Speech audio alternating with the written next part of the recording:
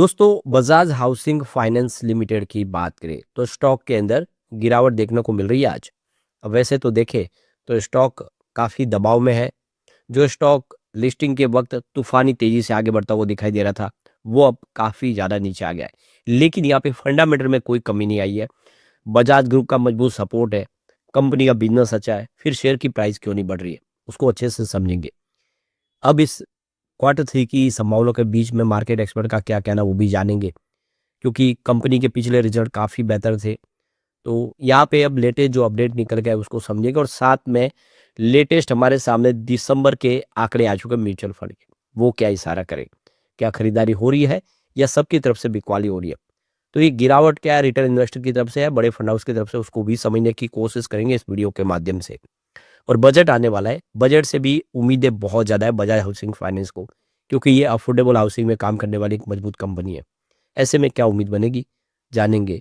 लेकिन फ्रेंड्स उससे पहले अगर आप पहली बार हमारे चैनल पे आए तो चैनल को सब्सक्राइब कर दीजिए, एक बेल आइकॉन दबा दीजिए ताकि जब भी नया वीडियो बने पहला नोटिफिकेशन आपको मिले। वीडियो पसंद आए तो लाइक से जरूर कीजिए। चलो फ्रेंड्स वीडियो स्टार्ट करते हैं। मैं हूँ आपका दोस्त SP दवे और हमारे अपने चैनल ऑनलाइन कमाई में आपका बहुत बहुत स्वागत है।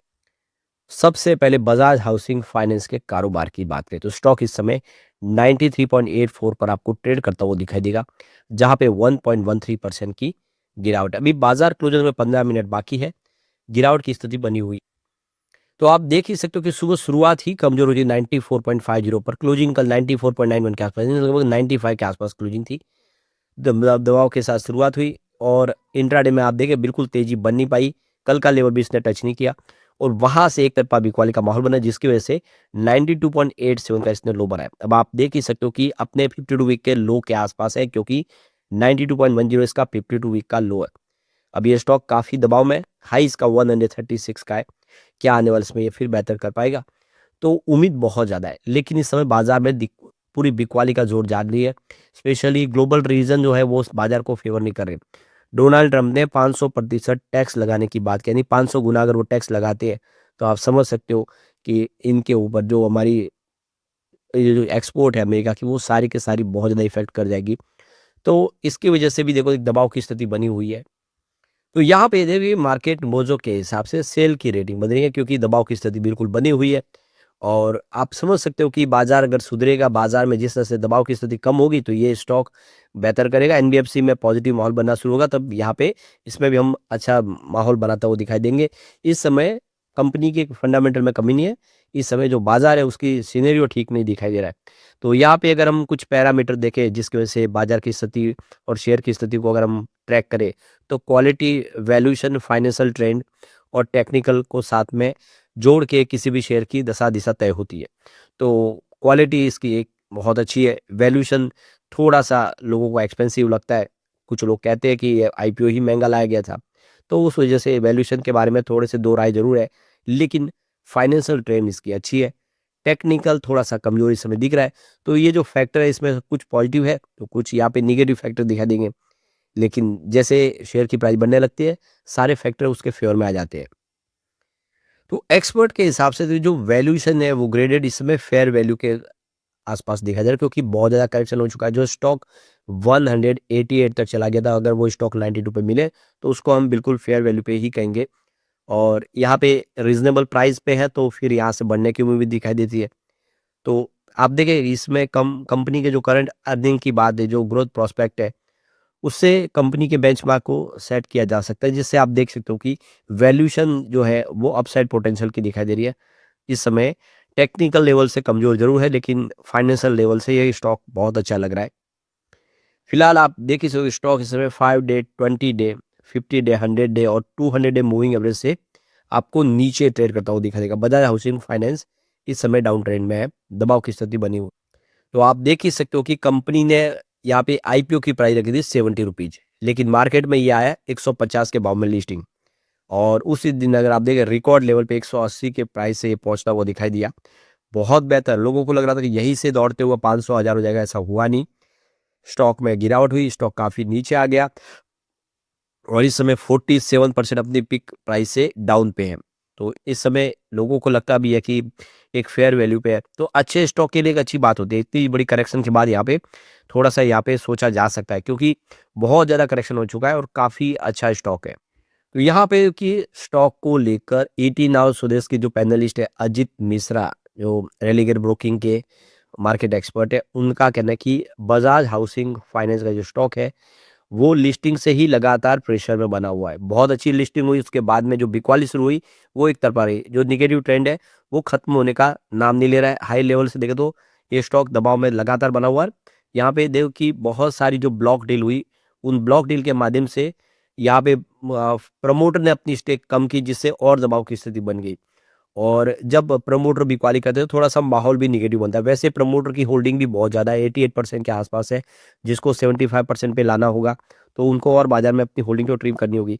लेकिन एक कॉन्फिडेंस है वो थोड़ा-सा कमज़ोर पड़ जाता है। अब देखें तो यहाँ पे लोगों में अभी उतना भरोसा नहीं, जिस तरह से सेलिंग प्रेशर हो रहा है, स्टॉक जो 180 के पार गया था, वो स्टॉक अगर हम 98 के आसपास रहेगा तो किसको भी भरोसा कैसे होगा? वही समय से पूरी सिचुएशन बन रही है स्टॉक को लेकर। तो अजीत मिश्रा का कहना है कि जो नेक्स्ट इसका जो मेजर ट्रिगर मिलेगा बजाज हाउसिंग फाइनेंस को, वो इसका क्वार्टरली अर्निंग होगा। तो क्वार्टर रिजल्ट बेहतर होगा तो फिर एक अच्छी तेजी की संभावना बन सकती है। तो ये देखो कि कंपनी ने इसमें जो अपना गाइडेंस जारी किया है, जो आउटलुक है वो तो बेहतर है, जिससे एक उम्मीद है कि रिजल्ट बेहतर हो सकता है। कंपनी के बिजनेस अपडेट की बात कर ले तो कंपनी ने अभी रिसेंटली क्वार्टर 3 के अपने आंकड़े जारी कर दिए हैं। कंपनी का ग्रॉस डिसबर्समेंट जो है वो देख सकते हो कि 16,535 करोड़ तक पहुंचा है। पिछले एक साल पहले ये 12,571 करोड़ के आसपास था। यानी इस मामले में कंपनी ने बहुत बेहतर किया, डिसबर्समेंट अच्छा बढ़ा है। बात करें कंपनी के एयूएम की, यानी एसेट अंडर मैनेजमेंट की, तो इसमें भी 23% की जबरदस्त जंप देखने को मिली है ईयर ऑन बेसिस पे, जो 1,33,400 करोड़ तक पहुंच गया है दिसंबर क्वार्टर में। पिछले साल ये 1,08,314 करोड़ के आसपास था। तो वो बहुत बेहतरीन प्रदर्शन है। आप देखिए एयू में अच्छी ग्रोथ देखने को मिल रही है। और यहाँ पे कंपनी का जो लॉन एसेट रहा है उसमें भी 20% की अच्छी खासी जंप देखने को मिली है, जो ईयर ऑन बेसिस पे 1,17,290 करोड़ तक पहुंच गया है। तो कंपनी के आंकड़े बहुत उत्साहवर्धक। क्वार्टर 2 में देखें तो कंपनी ने यहाँ पे अपना जो प्रॉफिट बताया उसमें 18% की जंप दिखाई, जो 643 करोड़ तक पहुंचा है। पिछले एक साल पहले 546 करोड़ के आसपास था। यानी कंपनी का बिजनेस लगातार अच्छा कर रहा है। यहाँ पे इनकम देखें तो उसमें भी 2,755 करोड़ के आसपास रही, जो पिछले एक साल पहले 2,410 करोड़ के आसपास थी। यानी कंपनी की इनकम भी बढ़ी है। और कंपनी की जो अर्निंग फ्रॉम इनकम देखें तो 2,614 करोड़ के आसपास, जो पिछले एक साल पहले 2,227 करोड़ के आसपास थी। तो जिस तरह से कंपनी ने क्वार्टर 2 दिया, उम्मीद है कि इस बार क्वार्टर 3 भी वैसा ही बेहतर होगा, क्योंकि आंकड़े उत्साहवर्धक है। तो यहाँ से एक पॉजिटिव संभावना बन सकती है। एक और जो अच्छी गुड न्यूज ये है कि म्यूचुअल फंड ने जम के खरीदारी के दिसंबर में इस गिरावट का पूरा फायदा उठाया। तो अब बड़े फंड हाउस तो इसमें बिकवाली बंद कर चुके। करीब 12 म्यूचुअल फंड ने यहाँ पे एंट्री की है। आप देख सकते हो ये आंकड़ा बहुत अच्छा है। यहाँ पे एंट्री करने वाले 12 म्यूचुअल फंड है। सिर्फ एक म्यूचुअल फंड ने एग्जिट किया है। आप देख सकते हो ये आंकड़ा बहुत कम है। एग्जिट एक ने किया है, सामने 12 म्यूचुअल फंड ने एंट्री कर ली है।